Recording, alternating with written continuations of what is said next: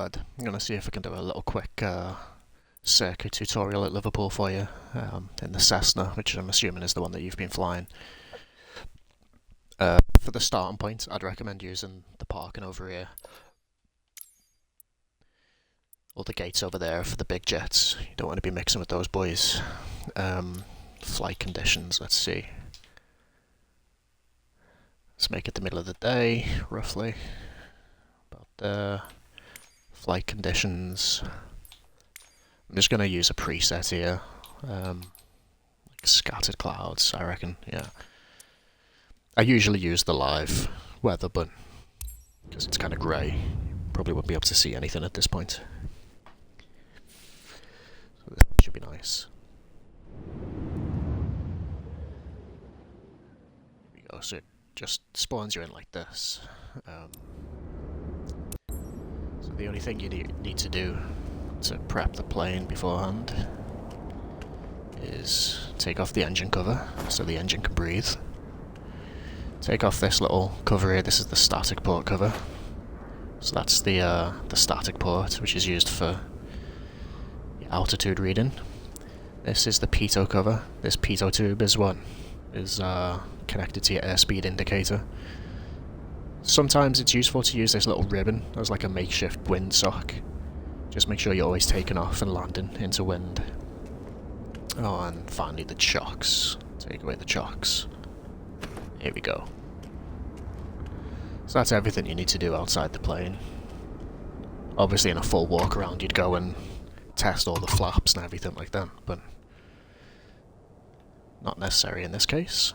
Okay, so once you're in the plane, the first thing you want to check is that your parking brake is on, so right shoulder button and X. You just want to make sure that the parking brake's on, that handle's pulled. Big red button here is your master switch, that's like your main power. Get that on. The white switch is your avionics. Get these on. This just takes a little minute to connect to the GPS. This guy, you just need to press the ENT button, the enter button. That's all you need to do. Starting the engine, to come across, here's your fuel tank selector. Now you don't have to change this because it'll work just fine on the left tank, but should really be on the both. This is your mixture, which controls the fuel mixture. Put that all the way in. Oh, that is all the way in, yeah. Throttle, just crack it slightly. Come over here. So this switch here is going to start it. You should really have the beacon lights on first, and you'd also shout out the window, clear prop, so you don't chop anybody up. See, there's a fuel pump there, put that on. And key all the way to the right, and that starts the engine. Once the engine comes on, this is where you check your fuel pressure and your oil pressure. Give it a bit of throttle. You want to get it to about 1000 RPM. You don't want it to just sit idling, because otherwise it fucks up the engine. Okay. These are the lights on here. There's the landing lights. You'd have the taxi lights on, your nav lights and your strobe lights. Just may as well get them all on. Calibrate your altimeter. Just get this set so it reads exactly 0, just because we're going to be doing circuits at exactly 1000 feet.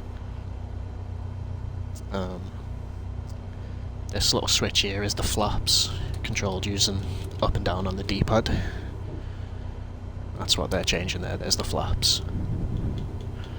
So we're going to take off without any flaps in this case. Just keep it simple. Right shoulder button and right thumbstick up and down controls the trim here. This little wheel.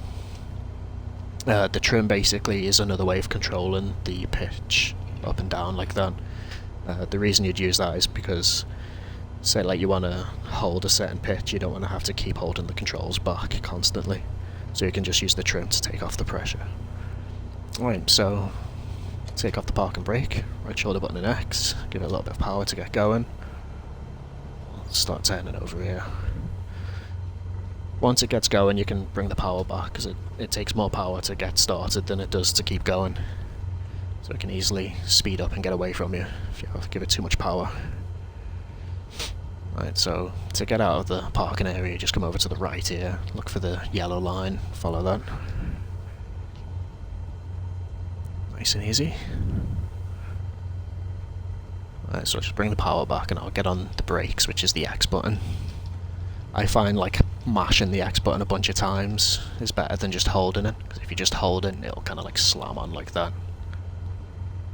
Right shoulder button X to get the park and brake on. We'll just have a little check that there's no 737s or Airbuses coming down. All good. Right, brakes off. Give it some power again. Get going. So we're going to take off on runway 27, which is the one going from left to right, as we're looking at it there. Which is convenient because you can literally just get onto it here. This is probably the quickest way to do it. So we'll come across onto the runway here. I'd recommend that you stop at the hold short line here and just check that there's nothing coming on approach that's going to hit you. Right, just stop there, park and brake on, just have another little look. Looks good, don't see anything. Right, final little check, just check your controls are working. Check, got the lights on, the fuel pump's on, all good. We've got the flaps all set, right, ready. So brake off, give it some power.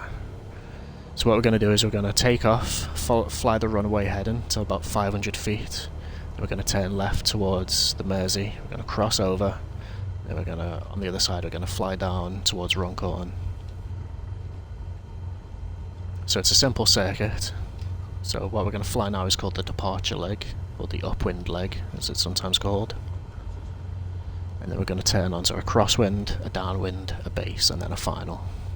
Okay, so we get to the centre line here. Smoothly give it power. And pick a reference point, so like the middle of that big cloud up ahead. So use the triggers to keep it centered. Once you reach 55 knots, just gently rotate. Hold it there. And you're going to pitch for about 70 knots. So see those speeds at 71 there. I'm having to hold the left thumbstick back slightly. So I'm going to use the trim, which is the right shoulder button and the right thumbstick. So just sort of take that pressure off so I can let go. There we go, so we're just tracking pretty much towards that cloud, as I expected. Now we're approaching 500 feet, so we're going to turn and pick a reference point, maybe that smokestack or just to the right of it. So we'll start a left-hand turn, about 15 degrees of bank, which is about there. Aiming to keep it about 70 knots. We're just going to aim just to the right of that smokestack that we looked at. So a bit faster, I can pull back. There you go. Now 900 feet, so we're getting close to 1,000, so I can start bringing the power back and lowering the nose. There we go, so we're probably going to get the power down to about between 21 and 2300 RPM, I'd say. That's what that is. So I'm having to push the nose down with the left thumbstick a little bit there, so I'm going to use the trim to take that pressure off so I don't have to keep hold of it. That looks nice. Now normally you'd be doing like your after takeoff checks, you'd be turning the fuel pump off, the landing light at this point, but I'm just going to leave it all on for now just to keep it simple. So we're going to cross the Mersey and then we're going to pretty much follow that canal. So we're on the crosswind at the minute. When we follow that canal, that'll be the downwind leg. We're going to turn left again at Runcorn towards Hale, that's the base leg. And we'll turn left again towards the runway, and that's the final. So a little bit high here, so I'm going to push the nose down and just bring the power back slightly. So we're at 2200 RPM pretty much. So we're about 100 feet too high. Let's bring it down a bit more. This is looking good.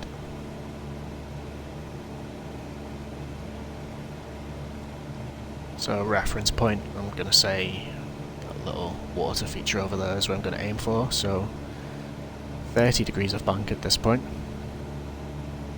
Give it a little bit of left rudder to keep the turn coordinated, and you just want to try and get like a nice wedge shape between the dashboard and the horizon and just try and carve that wedge nicely.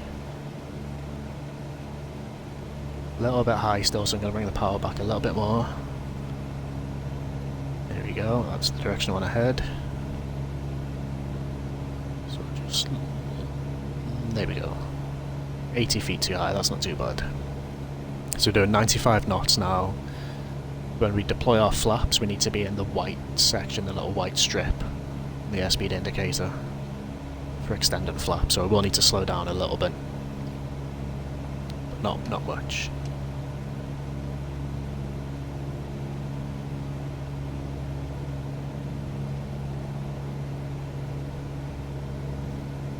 There we go, there's a runway over there.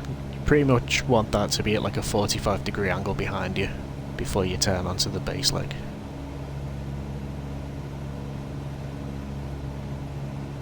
And the longer you extend the downwind leg here, the easier you're going to find it on the final approach.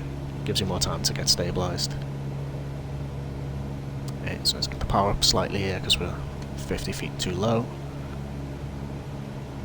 So there's Runcorn over there, the Mersey Gateway Bridge. Any EasyJets and Ryanairs are going to be coming from that direction, so make sure you have a good lookout. Just check there's nothing coming towards you. That's Hale Village there. So if we aim to come across towards Hale, should be good. Right, looks clear, so we'll make our left turn here onto the base leg. So again, 30 degrees. A little bit of right rudder to keep it coordinated.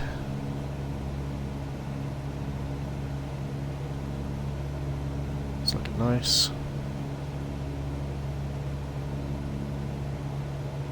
Okay, that's good.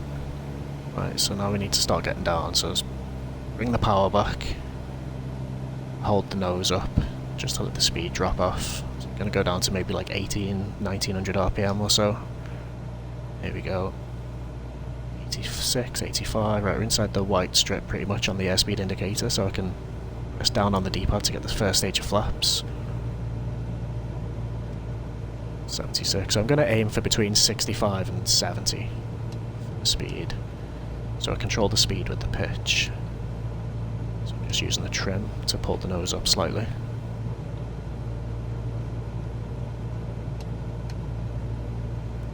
Okay.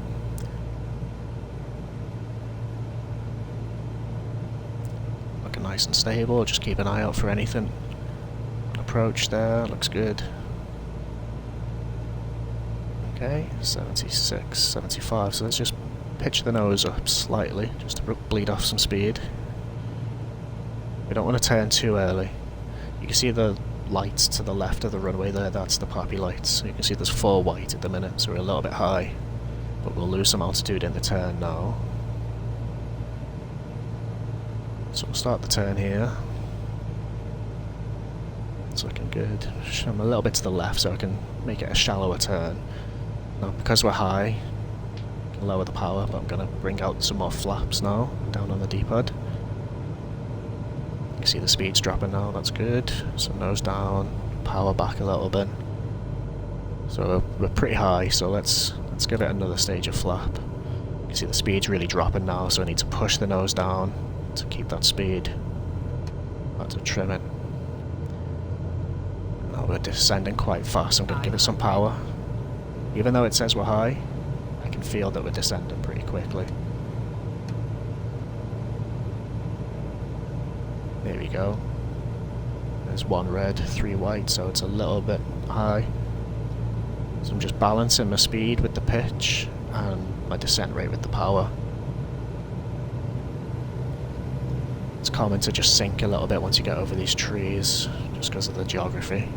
So I'm aiming for the start of the runway here.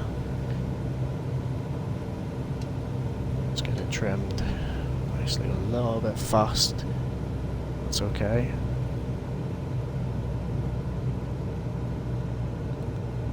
.66, right, so once you get about 50 feet above the runway, just start raising the nose and bringing the power back. And the idea is that you want to try and hold the plane just above the runway for as long as you can. There we go. And that's in. So I'm going to raise the flaps now, up on the D-pad. And then we can go again. So you can hit the power and go around for another second. But I'm gonna hit the brakes instead. Get it slowed right down so we can take this turn off here.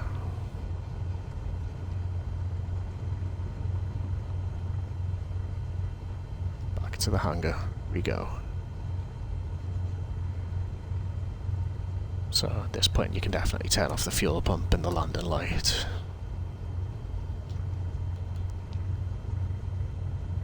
There's no EasyJet's gonna run us over. We head back to the flight school.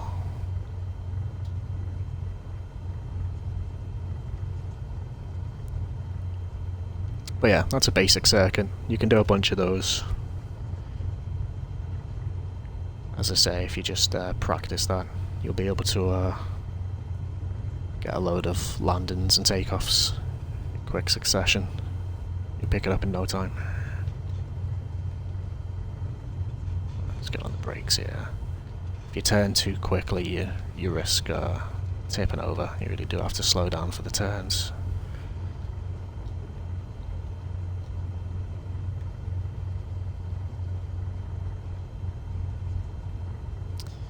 Alright. So this is the fuel box, I think, actually. Near enough. I'm just gonna park us here.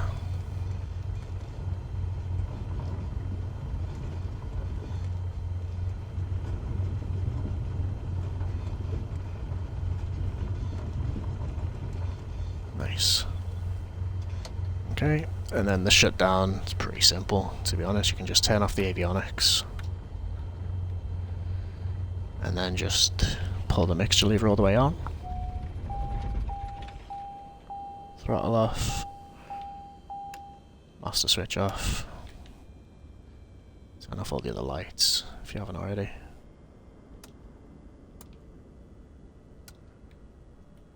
Make sure you've got the magnetos turned off, and your fuel selector should be set to cut off, but all good. That's how you do a circuit.